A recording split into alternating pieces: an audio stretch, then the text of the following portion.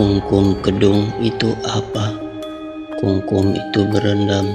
Kedung itu semacam lubang yang terletak pada sungai, atau bisa juga disebut sebagai ceruk.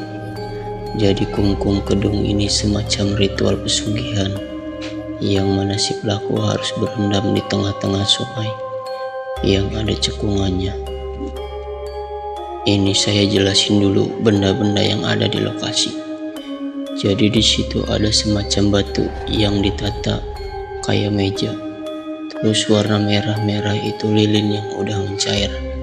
Sementara kain-kain yang digantung di ranting itu adalah kain penanda yang digunakan sama si pelaku ritual. Jadi menurut cerita dari narasumber, yang ngelakuin itu harus 2 orang. Ini ritual kayak ritual babi ngepet. Ada yang jaga lilin, tapi konsepnya beda. Jadi satu orang badannya dililitin tali, terus dia yang kungkum di kedung atau ceruk yang ada di sungai. Terus yang satunya jaga lilin sambil megangin tali orang yang kungkum biar gak hanyut. Tapi sebelum ngelakuin itu, selama 3 hari mereka disuruh buat puasa mutih. Dan lamanya kungkum selama 3 jam di perempat malam. Kalau dari pukul 3 pagi sampai subuh, orang tersebut bisa selamat dan tidak terbawa arus. Katanya rezekinya bakal lancar dan urusannya dimudahin. Sampai ada salah satu orang yang dulu pernah ngelakuin ritual tapi gagal. Terus dia datengin Pak Wongso buat minta tolong kalau dia diteror sama pasangan ritualnya yang udah meninggal.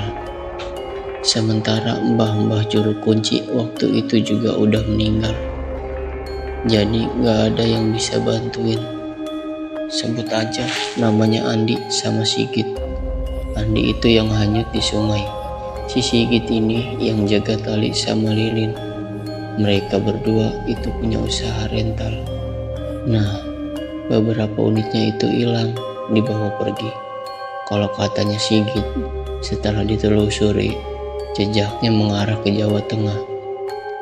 Nah, saya cocokologi, apa ada kaitannya sama kasus kemarin yang ramai di Pati? Wallahu alam. Yang jadi pertanyaannya di sini, mereka dapat info dari siapa? Kalau di sini ada ritual kungkum kedung. Kalau menurut dari ceritanya Sigit, dia cuman diajak sama Andi. Ayo Melo, aku Git. Singkatnya, mereka udah nyampe di Sampung sini. Sorry kalau gak bisa nyebut nama kampungnya. Awalnya mereka nanya-nanya ke warga di mana rumahnya Mbak Jalil. Terus mereka diarahin ke rumahnya Pak Wongso. Setibanya di sana, mereka langsung jelasin maksud dan tujuannya. Awalnya Pak Wongso gak mau ngasih tahu, karena menurut beliau tempat itu udah ditutup sama warga. Tapi Andi tetap kekeh.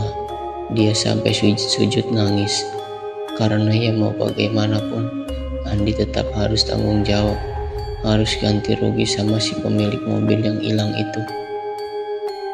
Sampai di titik dimana Pak Wongso ini bingung, karena Andi ngancam mau bunuh diri di rumahnya Pak Wongso kalau nggak dibantu. Ya udah, terpaksa Pak Wongso ngeiyain.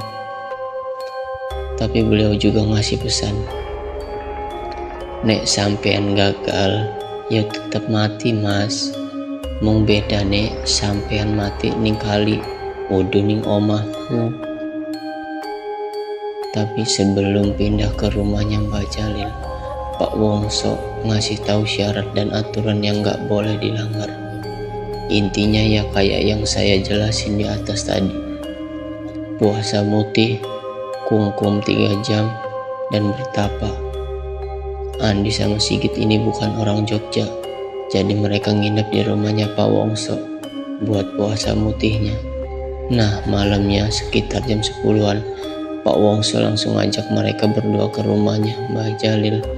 Rumahnya Mbah Jalil ini gak jauh dari sungai. Nah malam itu Andi sama Sigit langsung ketemu sama Mbah Jalil. Pak Wongso juga udah jelasin kalau mereka udah puasa mutih, jadi tinggal ngelakuin ritual kungkum kedung sama yang lainnya. Singkatnya mereka sampai di tempat ritual.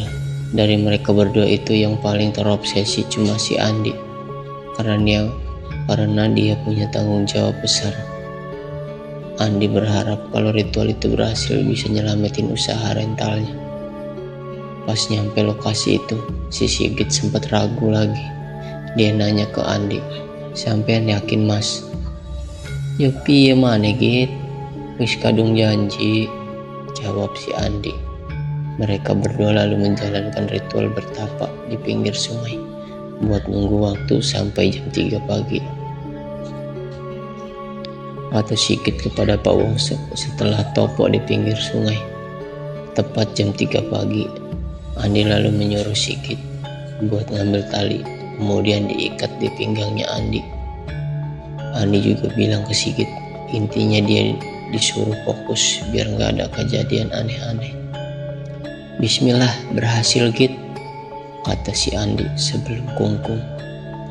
Sigit sama Andi berdiri di tepi sungai. Malam itu arusnya lumayan deras, suaranya sampai terngiang-ngiang. Gak lama si Andi jalan ke tengah sungai. Pas nyampe tengah-tengah, kalau berdiri emang cuman setinggi lutut. Tapi di situ ada cekungan, yang mana jika si Andi duduk bersila, yang kelihatan cuman sebagian leher sampai kepala. Sigit langsung memegang talinya kuat-kuat, karena setelah Andi kungkum, Sigit ngerasa kalau arusnya narik si Andi. Waktu itu karena malam, Sigit juga harus bolak-balik noleh perhatiin Andi dan lilinya, juga jangan sampai mati. Sigit ngerasa kalau waktunya itu berjalan lambat. Dia sempat keringat dingin dan tangannya itu gemetar. Sesekali Sigit juga ngerasa kalau talinya makin lama makin kuat ketarik. Dia juga harus bolak-balik lihat kondisinya Andi dari pinggir sungai. Menurut Sigit, sayup-sayup dia dengar ada suara azan subuh, tapi suasana di lokasi jadi aneh. Tiba-tiba gak ada angin dan arus sungainya makin lama makin deras. Kalau kata Sigit, kayak ada banjir yang mau datang. Merasa kalau ada yang gak beres, Sigit nyoba mastiin buat narik talinya Andi, tapi makin ditarik makin kencang. Kayak ada yang ikut narik dari sungai. Sigit panik, teriak Mas Andi, tapi nggak ada jawaban. Di sana dia nyorotin senter di arah tengah sungai. Jelas banget si Sigit ini awalnya ngelihat kayak ada kepulan asap di atas kepalanya Andi. Tapi makin diperhatiin, asap itu makin lama membentuk sosok yang mengerikan. Katanya Sigit, dia sempat teriak gerandong semacam kayak genderuwo. Yang bersamaan dengan itu, sosok itu juga ngeliatin si Sigit. Makin panik, ditariklah tali sama Sigit, tapi tiba-tiba talinya putus dan Sigit jatuh. Arus makin kencang, volume air makin tinggi. Sigit ngeliat kalau makin lama Andi makin tenggelam. Di situ Sigit sempat lihat kalau tangannya Andi melambai-lambai ke permukaan. Tapi Sigit bingung mau gimana waktu itu. Sampai akhirnya Andi gak kelihatan lagi.